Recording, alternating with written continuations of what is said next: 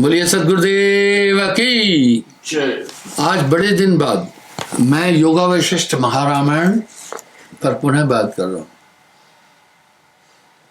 आप देख रहे हैं ये बुक जर्जर अवस्था में है, लेकिन इसकी खूबी है मैंने बहुत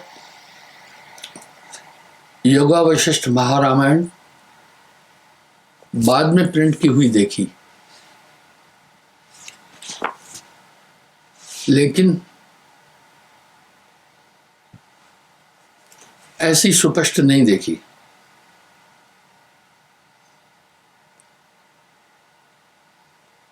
ये बुक मुझे गुरुदेव से प्राप्त हुआ था। इस पर मैं प्रवचन भी करता था कई धर्मशास्त्रों पर। आप देखो इसकी अवस्था कैसी है, पेज कैसे है। मेरे एक शिष्य ने बड़ा परिश्रम किया और योगा वशिष्ठ मुझे ऐसी छाप कर दी, लेकिन बात नहीं बनी। आप देख रहे हैं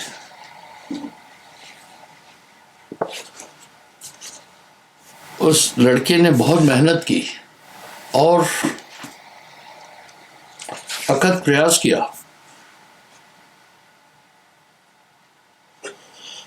उन्हीं बड़े अक्षरों में सेम टू सेम, लेकिन जो लयबद्धता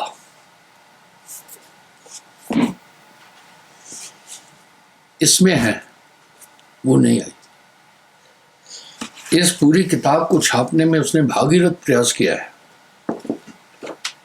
कंप्यूटर पर छापी। इस तरह आज मैं आपको एक चीज दिखाना चाहता हूं, वो ध्यान से सुनना। सबसे पहले आपके अंदर एक विचार उठ सकता है, और दुनिया के लोग भी यही सोचते हैं, आप भी सोचें। संतत्व की धारा का योगा वशिष्ठ से क्या संबंध है? आप इसको क्यों लिए हुए?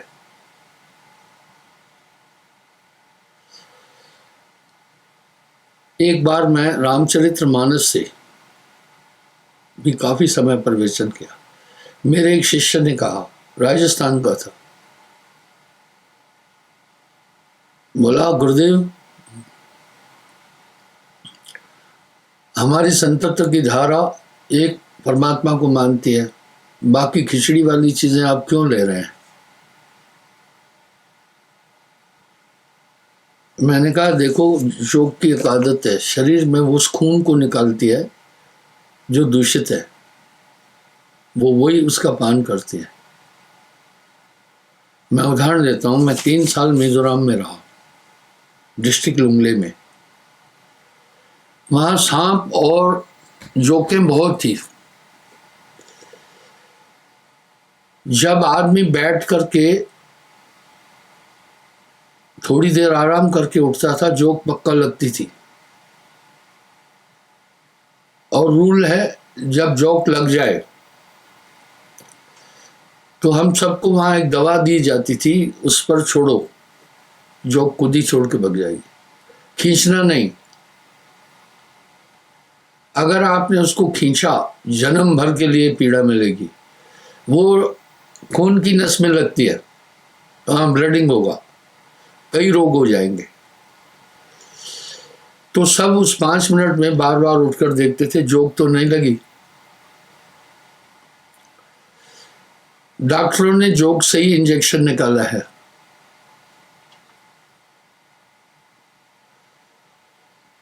आप देखो, इंजेक्शन लगाने से पहले एक लिक्विड लगाते हैं, वो स्किन को स्पंदनहीन करता है, डेड करता है थोड़ी देर, तो सुई का उतना दर्द नहीं होता है। होता तो है।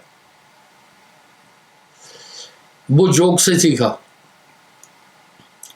जोक जब भी आदमी को लगती है, अपने मुंह से एक लिक्विड निकालती है, उस जगह पर लगाती, तब धीरे से चिपकती, आदमी को पता ही नहीं चलता जोक लगी। और चमड़ी भी लोगों की अजब अजीब होती है।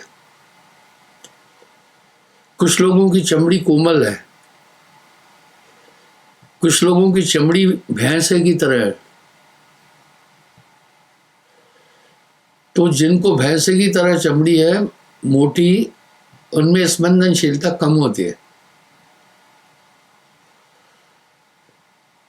मुझे भी जोक लगी, मुझे पता चला।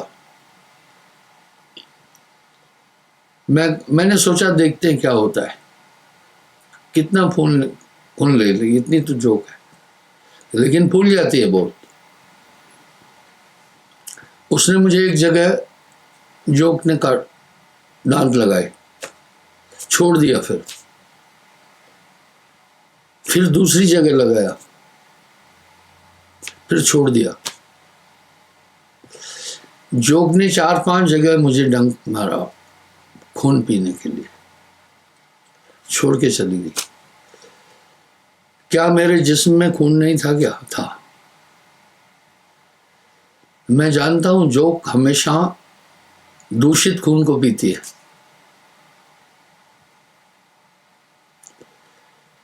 इसी तरह भद्र लोग हर धर्म शास्त्र से सार निकालकर उदाहरण देते हैं।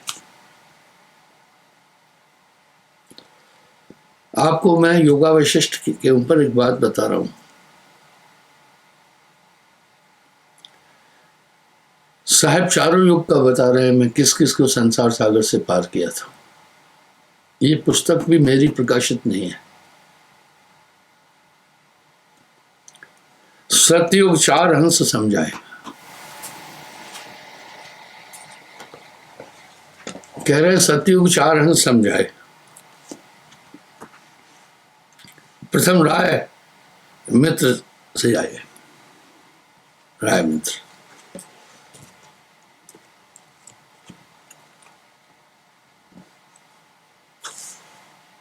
दूसरे राजा बट क्षेत्र को, और तीसरे राजा हरिश्चंद्र को। तीसरे राय हरिश्चंद्र पर आए, बंद काट कर लोग पठाए। और चौथे बिक्सी ग्वालन को समझाई। 4 हंस 9 लाख बचाए, नाम भरोसे घर फटाए। इन चारों ने 9 लाख लोगों को दीक्षा दी। पुन त्रेता युग कहो विचारी, 7 हंस त्रेता युग तारी। साहब कह रहे हैं फिर त्रेता युग में मैंने 4 हंसों को पार किया। प्रथम श्रृंगी ऋषि। भाई श्रृंगी ऋषि पहले तप कर रहे थे, बाद में साहब की प्राप्ति हुई है, पर ये उल्लेख कोई नहीं करता है, क्योंकि लोगों ने साहब को एक हरिजन और एक वो कुंठित करके साइड किया, इसलिए वो ऋषि मुनि जो साहब को फॉलो किए उसका उल्लेख नहीं करते। वो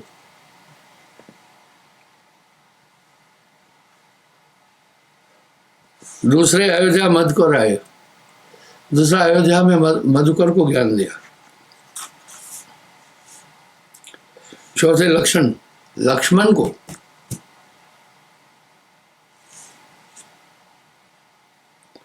पश्वे चल रावण लगाए, तहां भेंट मंदोदरी से भई।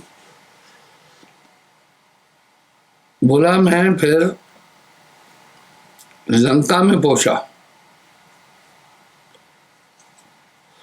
पर गर्वी रावण शब्द न माना, मंदोदरी शब्द पहचाना।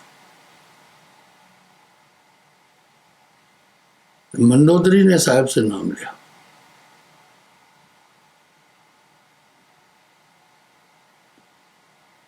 छठे चल वशिष्ठ लगाए, ब्रह्म निरूपण उन्हें सुनाए। छठा बोला वशिष्ठ को मैंने नाम दिया। राम जी ने ऐसे ही गुरु नहीं किया था वशिष्ठ मुनि को। 7वें जंगल में की भाषा, जहां मिले ऋषि दुर्वासा, वहां ऋषि दुर्वासा मिले। अब वो क्या था? त्रेता का अंत था और द्वापर का प्रारंभ होने वाला था। तब दुर्वासा, वासुदेव कृष्ण ने दुर्वासा को ऐसे गुरु नहीं किया है। 7 हंस 7 गुरु कीना, परम तत्व नहीं बलचीना। अब मैं आपको ये बताना चाहता हूँ कि मैं योगा वशिष्ठ को क्यों उठाया। अगर आप योगा वशिष्ठ पूरा पढ़ेंगे तो साहब मिलेगा।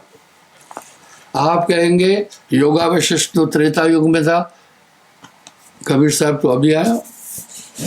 यही आपका भ्रम निवारण करने के लिए मैंने ये प्रसंग उठाया। अब आप देखना, इसमें प्रश्नोत्तरी बड़ी अच्छी है। यहाँ जो मैं प्रसंग उठा रहा हूँ, वशिष्ठ जी राम को कह रहे हैं ये जगत तो केवल मन की रचना है और सबने जगत को मिथ्या भी कहा है। किसी भी महापुरुष ने जगत को नित्य नहीं बोला है।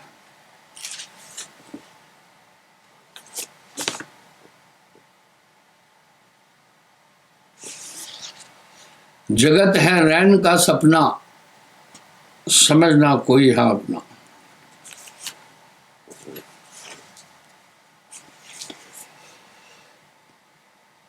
इस तरह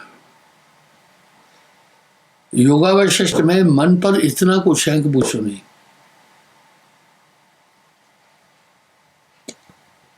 और कोई भी इस प्रसंग को उठाकर खुश नहीं है।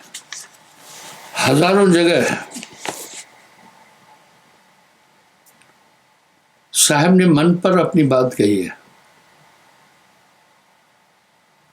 वो पृष्ठ थोड़ा सा मैं भूल गया, अभी आ रहा हूं वहीं।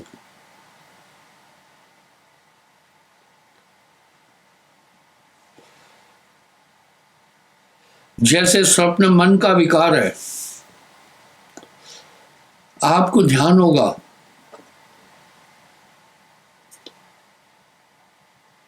मैंने चेतना के बारे में कहा है। ये पूरा जगत तो चित्त के द्वारा भाषित होता है। इसी चित्त से आपको याद है ये मेरी माँ है,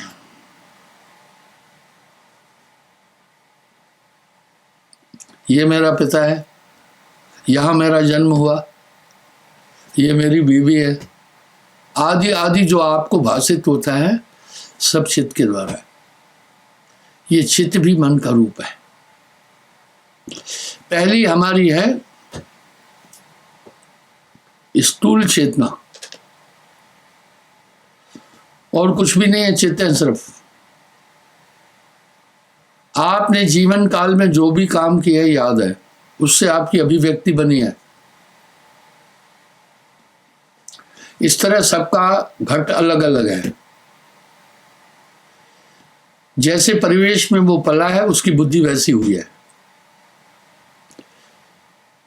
इंद्रियां भी चित्त और मन की सहायक है।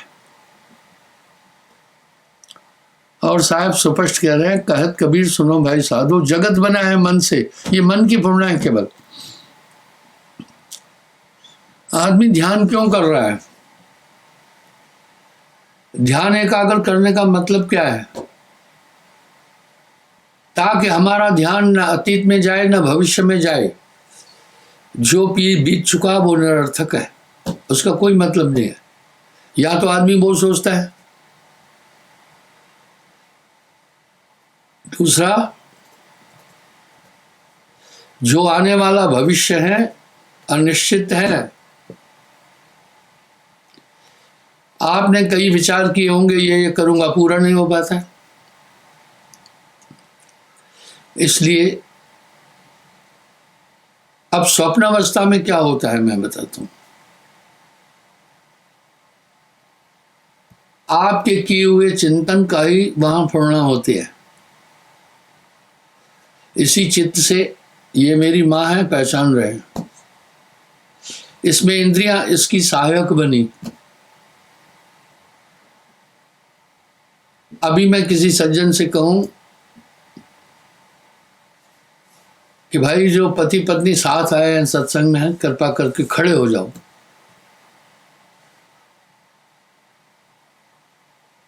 हाँ, खड़े हो जाओ। आपकी पत्नी कहाँ है? बस एक आदमी जो वो सफेद ड्रेस वाला पहले खड़ा, वो, बाकी बैठ जाओ। उसकी पत्नी खड़ी रहे, बाकी बैठ जाओ। देखा इस बहन जी ने जो लाल चोला पहना है, ये खड़ी रही है और इसने पीछे देखा कि मेरा पति यही है। ये क्या था? चित्त था। चित्त के अंदर कोई भी चीज़ कैसे आती है? जैसे आप फीड नहीं करते कोई अपने मोबाइल में, इसने पलट कर देखा। मैंने जब कहा सिर्फ वो स्त्री खड़ी रहे जिसका पहले पति खड़ा हुआ सफ़ेद ड्रेस वाला, तो उनकी भार्या देखो खड़ी है। भाई ये तुम्हारी पत्नी है जो खड़ी है? मेरा सवाल है। साहिब जी, साहब जी पत्नी है। इतनी माताएं बहनें हैं, इसमें आपने इसको कैसे पहचान लिया? सर जी, साहब जी देख कर पहचाना कि वो वहां पे मेरी पत्नी बैठी है। देखकर आपने कैसे पहचाना? क्या आधार था देखकर पहचानने का? साहब जी मेमोरी में सेव था कि वो मेरी वाइफ वहां पे बैठी थी। हम नहीं, साथ में आपने देखा होगा उसका नाक ऐसा है, उसकी आंखें ऐसी हैं, उसने ये कपड़े पहने हैं, उसका मुंह ऐसा। नहीं जी सर, ये आपके दिमाग में फीड हो गया। जी आप मेरी बात समझना। अगर मेमोरी नहीं होती तो आप इसको पहचानते क्या? जी नहीं, बिल्कुल नहीं। इसलिए चिताभास है संसार केवल। दोनों बैठ जाए।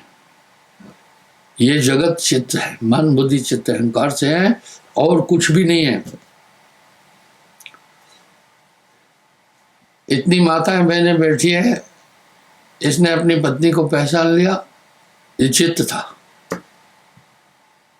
और पत्नी ने अपने पति को पहचाना, पति ने पत्नी को पहचाना, ये चित्त है। पर ये मेमोरी का क्या है स्थिति? हमारे अंदर कोशिकाएं हैं इस शरीर में, ये सब माया का जगत है, समझने की बात है। आपके स्मार्टफोन में मेमोरी कार्ड है जिसमें प्रोवाइड है आपको कितनी जीबी आप मेमोरी है। एक्स्ट्रा चाहिए तो फिर आपको अलग से लेना पड़ती है।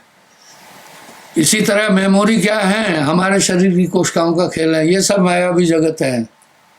एक चोट लग जाए मेमोरी खत्म हो जाएगी। आपने देखा है कई आदमी फिर अपने लोगों को भी नहीं पहचानते जब एक्सीडेंट होता है। इसका मतलब है ये सिर्फ शरीर के संबंध है, आत्मा से कोई संबंध नहीं है। दूसरी हमारे अंतःकरण की मेमोरी है। आदमी काम कैसा करता है वो सुनो, वैज्ञानिक लोग नहीं समझ सकते ये चीजें। पहले बनी प्रारब्ध, पाछे बनी शरीर। होता क्या है? कोई भी फिल्म कैसे बनती है? पहले स्क्रिप्ट लिखते हैं लेखक, तो फिल्म जब स्टार्ट होती है पहले पूरी डिटेल देते हैं। संगीतकार कौन है, कलाकार कौन है, लेखक कौन है, फलाना कौन है, ये सब देते हैं। और निर्देशक कौन है, ये सब देते हैं। इसी प्रकार पहले बनी प्रारब्ध, आपके कर्मों के अनुसार पूरी स्टोरी जो थी उसके अनुसार शरीर मिलता है, फिर वहीं जन्म होता है। और पुराने समय में लोग इस सिद्धांत को बहुत मानते थे। जब कोई दुख तकलीफ होती थी तो कहते थे भैया क्या करें, ये हमारे कर्मों का फल है, पिछले कर्मों का फल है। तो ये मेमोरी जो है इसमें 100 जन्म की बात याद है। आप अपने पिछले 100 जन्म की फाइल साथ लेके आए हैं। जन्म एक नहीं, जन्म अनेका। भाइयों बहनों, केवल एक जन्म की बात नहीं, अनेकों जन्म तक छूटे नहीं कर्म का लेखा। और दिमाग उसी के अनुसार बना हुआ है। आप समझे ना? एक माँ के 4 पुत्र होते हैं, सबकी बुद्धि अलग अलग क्यों है? तो साहब वाणी में क्या कह रहे हैं? पहले बनी प्रारब्ध, पाछे बनी शरीर। ये सब माया है।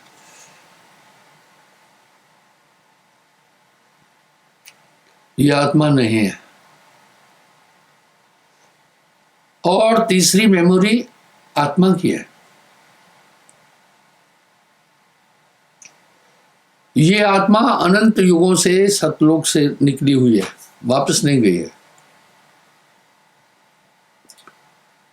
निरंजन पहले जो लोक लाया था जिन आत्माओं को, उसके बाद और आत्माएं नहीं दी है परम पुरुष ने। वही घूमती फिर रही है। इतने युगों के बाद भी जो आत्मा वापस चली जाती है सतलोक में, उसको पता होता है, वो मैं तो यहां रहता था। ये ठीक वैसे ही पता चलता है जैसे आप नींद में थे। जागने के बाद आपको पता नहीं चल जाता है कि मैं यहां हूं, लेकिन जब नींद में थे आप बेखबर थे सब बात से। ठीक है, आप नींद की दुनिया में पहुंच गए थे, नींद की दुनिया में ही आप सब चीज देख रहे थे, वही आपको सच लग रही थी। आप संसार को समझें। इस पर नानक देव जी फरमाए हैं, जो सपना पेखना जग रचना तिम जान, इसमें कुछ साचो नहीं नानक साची मान। नानक देव जी उच्च कोटि के संत हुए हैं, वो कह रहे हैं इसमें कुछ भी सच नहीं है। ठीक वैसे ही सच नहीं है जैसे आप सपने में देखते हैं। कभी कभी आप राजा बन जाते हैं, महाराजा बन जाते हैं, खजाने होते हैं, एक बहुत बड़ी सेना के मालिक होते हैं। आप उसको देखकर कितने खुश होते हैं सपने में। जागने पर एक सुई भी नहीं होती। ये अवस्थाओं का खेल है। इस तरह निद्रावस्था में एक अलग किस्म की मेमोरी आ जाती, जाग जाती है। इस तरह ये अवस्थाएं हैं, जागृत, स्वप्न, सुसुप्ति, तुरिया, तुरियातीत। जो योगेश्वर हैं, 6 ही योगेश्वर हुए, वो तुरियातीत में पहुंचते हैं। संतों का मुकाम उससे भी आगे है। अब साहब क्या करें? तुरियातीत ताहे के पारा, विनती करे ते दास तुम्हारा। वो कह रहे हैं, हे राम, जब तुम्हारा मन स्थिर हो जाएगा, देखिए, तब मैं तू सब खत्म हो जाएगी। अब ध्यान में क्या करता है आदमी, वो सुनिए। ध्यान एकाग्र करने का मतलब क्या है? मेमोरी को नहीं चलने देना और आगे का संकल्प नहीं करना। और इसके लिए क्या रास्ता है? सुमरण है। जब आप सुमरण करेंगे तो बाकी चीजें ऑटोमेटिक रुक जाएगी। आपको उपक्रम नहीं करना होगा और आप आत्मस्वरूप तक जाएंगे। जब तब संयम साधना, सब सुमरण के मां, कबीर जाने संत जन, सुमरण सब कुछ ना। देखिए वशिष्ठ जी यही फार्मूला बोल रहे हैं। आप कहेंगे कबीर साहब ने वशिष्ठ की नकल की, नहीं। इसलिए मैं आपको पहले वो बुक दिखाई जिसमें यह है कि वशिष्ठ जी को त्रेता युग में साहब ने नाम दिया। युगन युगन हम यहां चले आए, जो चीना थे लोक सिधाए। इसलिए मन की पूर्ण है। ये जगत ही मन से बना है और मन ही स्वरूप ही देव निरंजन तो राग भरमाई। यही वशिष्ठ जी कह रहे हैं। पर कथावाचक ये बात ही नहीं उठाते हैं। उनकी अपनी अलग स्टेटस है। मन थिर कर परमात्म जाना, ये दिव्य दृष्टि कहीं और नहीं है, आपके ध्यान में है। ये ध्यान 24 घंटे दुनिया में भटका रहा है। मन आपको अपने रूप तक नहीं जाने दे रहा है। तेरा बैरी कोई नहीं, तेरा बैरी मन, मन ही आहे काल कराला, जीव नचाए करे बेहाला, जीव के संग मन काल रहा ही, अज्ञानी नर जानत नहीं। इसलिए आपका शत्रु और कोई नहीं है, मन है। और मन की सहचरणी इंद्रियां हैं। आगे कह रहे हैं तुम्हारा मन स्थिर हो जाएगा, तब मैं तू इत्यादि जगत भ्रम भी नष्ट हो जाएगा। चित्त की मलिनता का नाम ही संकल्प है। जब यह मलिनता दूर होती है तभी आत्म साक्षात्कार हो सकता है। देखिए, मैं घमंडी नहीं हूं, जो बात बोल रहा हूं उसको समझिए।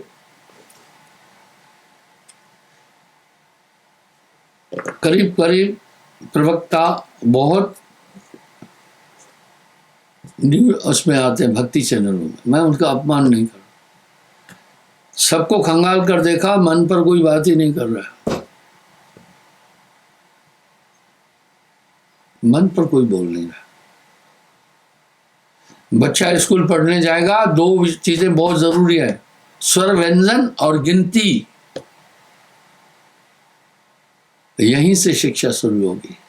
रूहानियत मन से शुरू होती है, वो मन की बात ही नहीं कर रहा। और साहब ने मन पर बहुत व्यापक बोला, तेरा बैरी कोई नहीं, तेरा बैरी मन। जीव के संग मन काल रहाई, अज्ञानी नर जानत नाही, मन ही आहे काल कराला, जीव नचाए करे बेहला।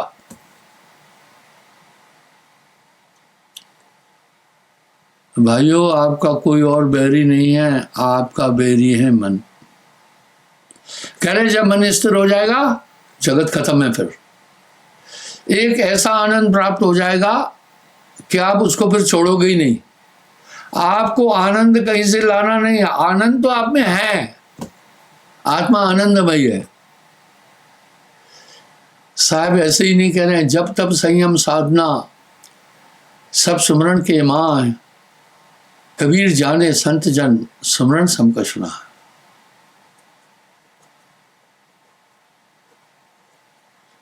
इस तरह मन चीने कोई बड़ला भेदी, ये नजर नहीं आता है। जल दो गैसों का मिश्रण है, पर नजर नहीं आता है। जल में गैस दिखती नहीं है, उसको रखो अग्नि पर, कढ़ाई में डालकर पूरा जल थोड़ी देर में वाष्पीकृत होकर चला जाएगा। इस तरह सुमरण बहुत बड़ी चीज है, इसको भूलना नहीं। वो मन पर अंकुश है।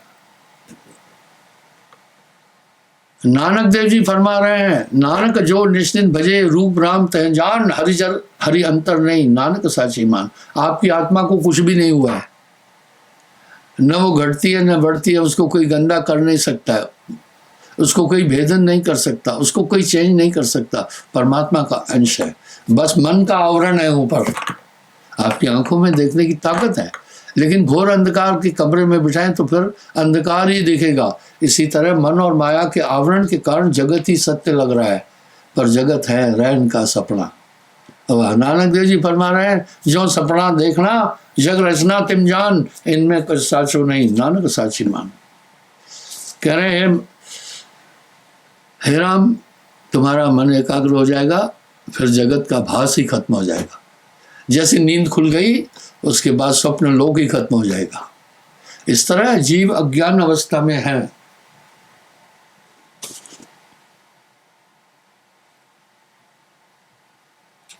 हे राम, जैसे अज्ञान अवस्था में अबोध बालक को परछाई में भूत होने का भ्रम होता है, वो बच्चा फिर अपनी परछाई से डरता है। एक दिन मेरे कमरे में सुकृत छोटा था आया था, तो वो इधर उधर भाग रहा था, किलकारी भर रहा था। मैं बोला क्या कर रहे हो? परछाई की तरफ इशारा करके बोला, मैं इसके साथ खेल रहा हूं।